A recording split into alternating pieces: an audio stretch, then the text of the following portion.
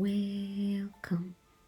Today we are looking at paper 1, question 2. What was the importance of the covenant between God and Abraham? 7 marks. Abraham established a personal relationship with God. It was the beginning of God's salvation to mankind. By passing through the K.C.S.E, God took the responsibility of fulfilling His promise. The covenant was more binding than the one made between human beings.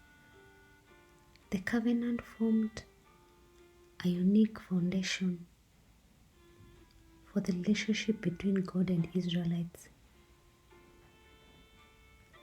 By having faith in God's promises, Abraham and his descendants were rewarded greatly by God, and it showed commitment. Question 2b. How did God show His mercy to the Israelites during the Exodus? 7 marks. By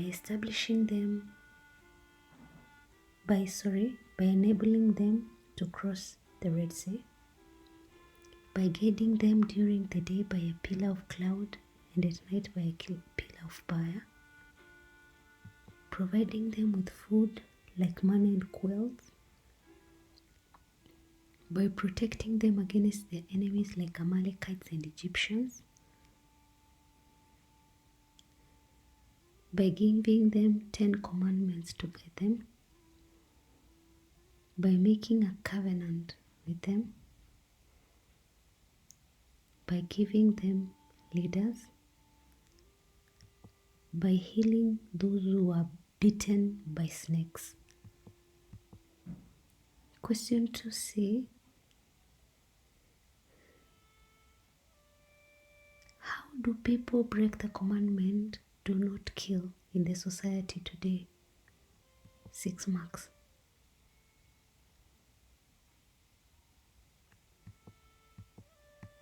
People use witchcraft to kill others. During the day, during the time of war or during the time of genocide, when many are killed through murder, women die when aborting, people commit suicide,